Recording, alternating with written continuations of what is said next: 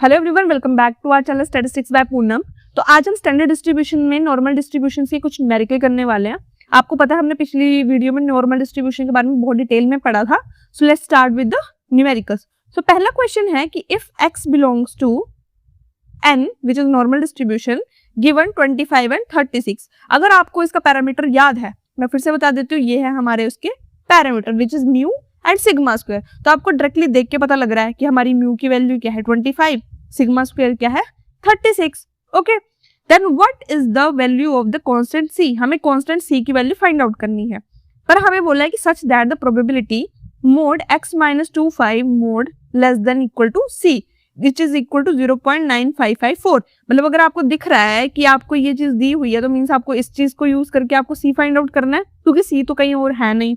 Okay, अब इसको करने के लिए हम क्या करेंगे, इस वैल्यू को पुट करेंगे नीचे, right the answer. Next is, इसको लिखने के बाद हमने क्या किया, इसको सॉल्व किया। Now 0.95 which is probability 1 mod x - 25 less than equal to c। अब आपको पता है कि मोड क्या करता है, मोड आपको फॉर एग्जाम्पल अगर मैंने मोड x लिखा which is less than equal to c, तो मोड क्या बताता है आपको, मतलब इस रैंडम वेरिएबल की वैल्यू पॉजिटिव भी हो सकती है, नेगेटिव भी हो सकती है। इतना सभी को पता है। मतलब मोड क्या हमें डिफाइन करता है कि उस वैल्यू के दो पार्ट्स हो सकते हैं विच इज पॉजिटिव और नेगेटिव। मतलब मेरे पास अगर c है तो c पॉजिटिव भी होगा, c नेगेटिव भी होगा। Got it? मतलब ये बात क्लियर हुई ना, मतलब मोड का मीनिंग होता क्या है। तो अगर मेरे पास mod x - 25 less than equal to c है और उसकी प्रोबेबिलिटी निकालने को बोली है, तो मैं उसको ऐसे लिख सकती हूँ, जिसमें मैं इसका मोड निकाल के, मतलब मोड तो हटाना ही पड़ेगा सॉल्व करने के लिए, मैं इसको ऐसे लिख सकती हूँ। ऑब्वियसली मैंने बताया मोड का मतलब क्या होता है, कोई भी वैल्यू के दो parts which is positive and negative. मैंने इस चीज को c को मैंने अलग अलग कर दिया which is positive and negative, तो ऑटोमेटिकली इसका मोड क्या हो गया, कैंसिल आउट हो गया, वो निकल गया। जैसे आप देख सकते हैं यहाँ पे मैंने इसको विदाउट मोड लिखा है। इसको करने के बाद आपको पता है कि जब आपके पास ये वाली वैल्यू बीच में मिडल की वैल्यू x माइनस म्यू की फॉर्म में आ रही है, जिसमें हमारा म्यू भी ऑलरेडी क्या है 25, x - 25 क्या है x माइनस म्यू। और आपको पता है अगर आप ये कर रहे हो तो इसको आपको कन्वर्ट करना है z की फॉर्म में, और z क्या होता है x minus mu over sigma. So अब इसको कन्वर्ट करने के लिए x minus mu over sigma करेंगे, तो सिग्मा की वैल्यू क्या है हमारे पास, सिग्मा स्क्वायर की वैल्यू 36, सिग्मा की आ जाएगी 6, अंडर रूट तो निकालने आता है ना सभी को, विच इज 36। ओके, सॉरी 6, सो इसके नीचे क्या आ जाएगा 6। तो मतलब अगर मैं इसमें 6 डिवाइड करूंगी तो ऑटोमेटिकली मुझे लेफ्ट हैंड साइड और राइट हैंड साइड दोनों में डिवाइड करना पड़ेगा। ओके, तो मैंने दोनों में डिवाइड किया। ये डिवाइड करने के बाद मेरे पास इक्वेशन आ जाती है ऐसे, ये आ गया मेरा, यहाँ तक आ गया x - 25 ओवर 6, तो ऑटोमेटिकली अब आ गई है उस फॉर्म में x - म्यू ओवर 6। मैं इसको डायरेक्टली पुट कर दूंगी इज इक्वल टू z। ये z पुट कर दिया। अब क्या करूंगी मैं, ये वाला फॉर्मूला लगाऊंगी। अगर आपने, फिर से मैं वही बता देती हूँ, ये वाला फॉर्मूला देखा था हमने, जहां पर हम probability x is less than equal to b, probability x is less than equal to a। Got it? यही फॉर्मूला चल रहा है, बस यही दो फॉर्मूला चल रहे हैं पूरे क्वेश्चंस में। ठीक है, ये करने के बाद मैंने क्या किया, z less than equal to c/6 minus probability z is less than equal to minus c/6, ये कर लिया मैंने।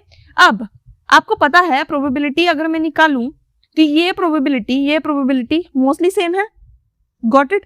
तो 2 probability of z less than equal to c/6 कर दूंगी मैं, और माइनस बाहर निकल के क्या हो जाएगा इसका साइन। ओके, बट माइनस क्या है 1। Got it? ओके, अब इसको करने के बाद मेरे पास एक फॉर्मूला बचता है विच इज दिस प्रोबेबिलिटी, जहां पर मुझे प्रोबेबिलिटी बोली है probability z is less than equal to c/6, okay, which is equal to 0.9772। Okay, ये हुआ मेरा। क्यों हुआ? बिकॉज मैंने अभी बताया था कि ये वाली इक्वेशन किसके इक्वल, 95544। मैं 1 को यहां से कन्वर्ट करके यहां ले गई, ओके, और डिवाइडेड बाय 2 कर दिया, तो मेरे पास ये रिजल्ट आ गया। इसको सॉल्व करने के बाद मेरे पास क्या आ गया, c/6 इज इक्वल टू 2, जिसमें हमारी c की वैल्यू को अगर मैं ट्रांसफर कर दूं इज इक्वल टू क्या बन गया 12। तो इस केस में हमारे कांस्टेंट की वैल्यू क्या आ गई, विच इज 12।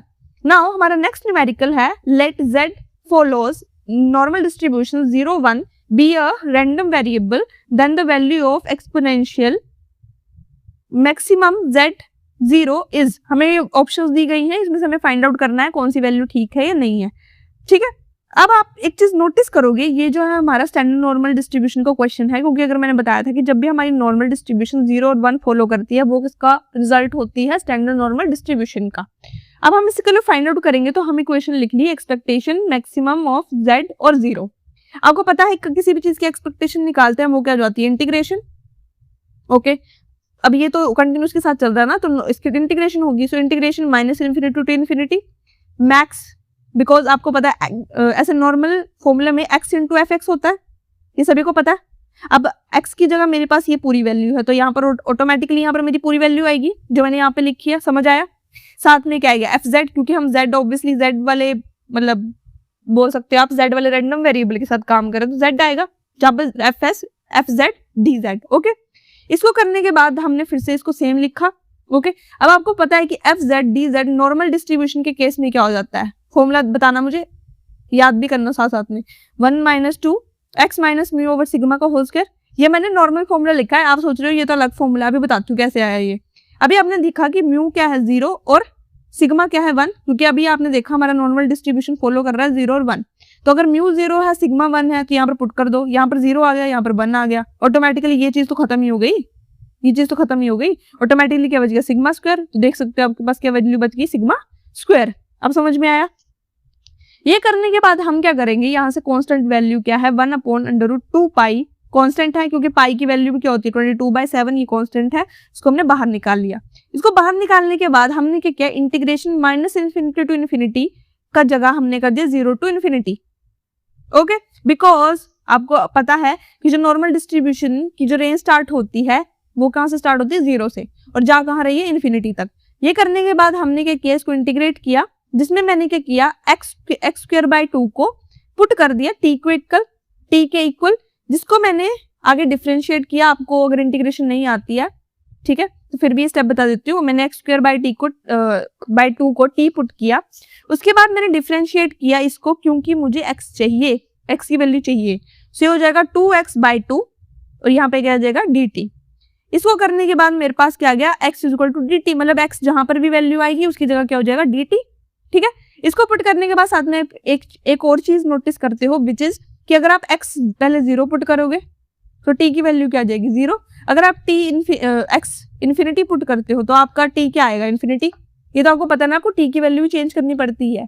ठीक है ये करने के बाद मेरे पास क्या आ जाता है कि e⁻, ये पूरी जगह क्या हो जाएगी चेंज इक्वल टू t, और dt साथ में आ जाएगा क्योंकि x की value is equal to dt है, तो यहाँ पर चेंज हो जाएगा और सभी वैल्यू क्या हो जाएंगी चेंज हो जाएंगी। इसके बाद ऑटोमेटिकली इंटीग्रेशन का फॉर्मूला लगाओ, इंटीग्रेशन ऑफ -x dx क्या होता है e⁻⁻x, और जो ये माइनस होता है इसको नीचे जाके क्या करना पड़ता होता है, डिफरेंशिएट करना पड़ता है। इसको डिफरेंशिएट करके इसका -1 बच जाएगा, तो ये बन जाएगा हमारा -e⁻⁻x, जो ही मैंने वैल्यू यहाँ पे लिखी है, तो जिसकी हमारी वैल्यूज रेंज आएगी 0 टू इन्फिनिटी। इसको करने के बाद हमने इसकी वैल्यूज पुट कर दी जो कि है हमारी इन्फिनिटी और 0। इन्फिनिटी और 0 पुट करने के बाद अगर आप नोटिस करोगे e⁻⁻∞ हमेशा क्या होता है 0, याद रखना, और e⁻0 या -0 हमेशा होता है इक्वल टू 1। क्यों?